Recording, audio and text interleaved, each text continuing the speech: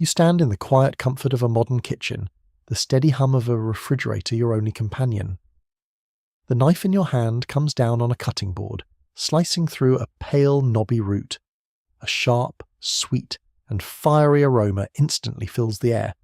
You sweep the pale discs into a steaming cup, barely giving the ingredient a second thought. It is cheap. It is abundant. It is just ginger. But look closer at that twisted, almost alien shape on your counter. It resembles a gnarled hand reaching out from the soil. In many ways, it is exactly that. It is a hand reaching across centuries, pulling with it a history written in salt, silver, and blood.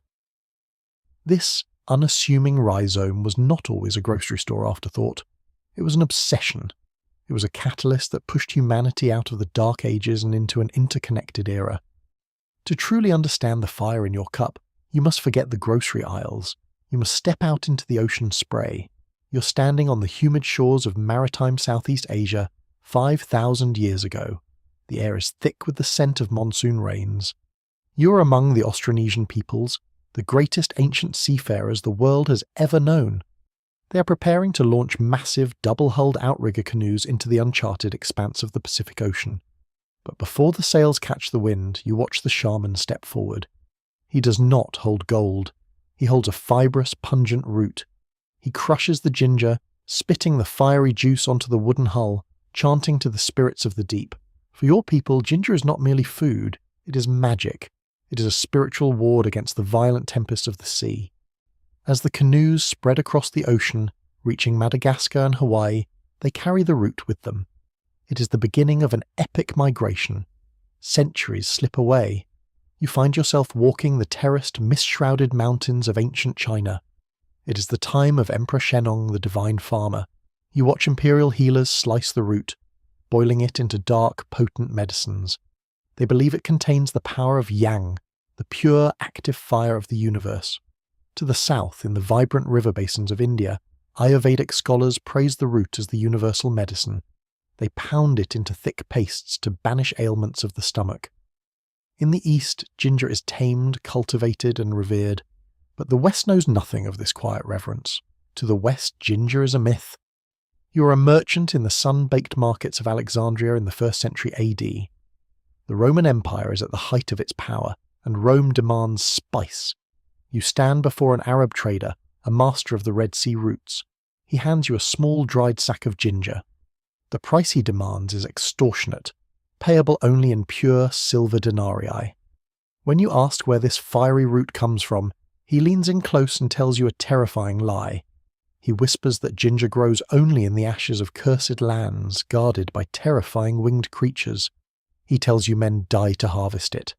You believe him because you have no choice. The Arab traders hold a monopoly, keeping the origins of the spice root shrouded in profitable darkness. You pay the silver, you load the ginger onto ships bound for Ostia. In the grand dining halls of Rome, you watch senators devour the root, addicted to the exotic heat that burns their tongues. Pliny the Elder, the Roman historian, angrily records the price of ginger, complaining that the empire is bleeding its wealth dry for an eastern root. Then the Roman Empire collapses. The lights of antiquity go out, but the human addiction to ginger endures. You're now pulling a heavy wool cloak around your shoulders in the dark, rain-slicked cobblestone streets of 14th century London. A profound terror hangs over the city. The Black Death is creeping across Europe, turning flesh black and filling graveyards faster than men can dig. The air is thick with the stench of decay. Panic is absolute. You are wealthy, so you hurry to the apothecary.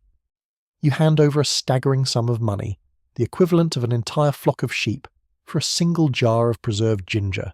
You clutch the jar to your chest like a holy relic. Medical tracts of the era claim that consuming this burning spice will purify the air in your lungs and ward off the deadly miasma. In the quiet cloisters of monasteries, you watch monks painstakingly mix powdered ginger with honey and breadcrumbs, creating a pungent, dark paste. It is the earliest gingerbread, not a festive holiday treat, but a desperate, expensive medicine meant to soothe the rotting stomachs of the dying. The root is a shield against the apocalypse.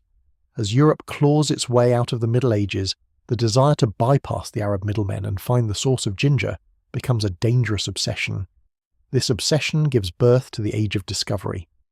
You are a sailor gripping the rough, splintering wood of a 16th century Portuguese galleon. The sea is a towering nightmare. Your teeth are loose from scurvy. Your skin is cracked by salt and sun. You are sailing into the unknown, risking shipwrecks and starvation, all to find the mythical Spice Islands. The demand for the fiery route has funded armadas and driven kings to draw lines across the map. When you finally reach the ports of India, the trade is not peaceful. You witness the boom of cannons and the flash of steel as European empires brutally wrestle control of the markets. Blood spills into the water, all to control the flow of the rhizome.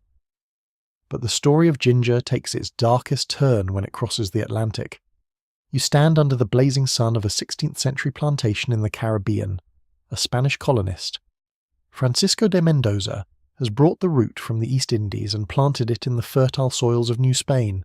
The ginger thrives in the tropical heat, growing wild and aggressive, but the hands that pull it from the earth are not European. You watch as thousands of enslaved African men and women are marched into the fields. The European hunger for ginger, sugar and rum has fueled the transatlantic slave trade. The spice that was once a spiritual ward for ancient mariners is now a brutal cash crop, harvested under the crack of a whip. By the 18th century, the British Empire tightens its grip on the Caribbean. You walk through the vast estates of Jamaica, where the finest ginger in the world is now grown. The wealth generated by these fields builds grand manors in London, but the ground in Jamaica is soaked in the suffering of enslaved generations. The root is dried, packed into wooden barrels and loaded onto British merchant ships. It is exported by the thousands of tons, a commodity that drives colonial economies. It is baked into cheap biscuits for the working class and distilled into fiery ginger beer for sailors. The mystery is gone. The myth of the dragons is dead. The root is commodified, stained with the darkest chapters of human history.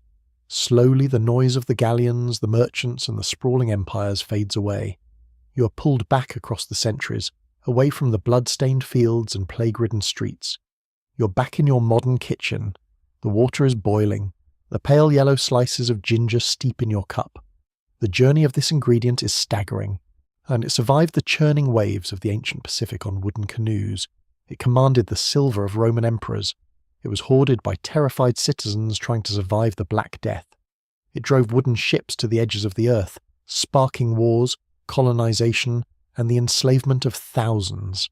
It is the root that mapped the world. When you lift the cup to your lips and take a sip, you feel that familiar, lingering heat at the back of your throat. That is not just the bite of a chemical compound. That is the fire of history. That is the lingering echo of an ancient, epic and unforgiving journey contained entirely within a simple, twisted root.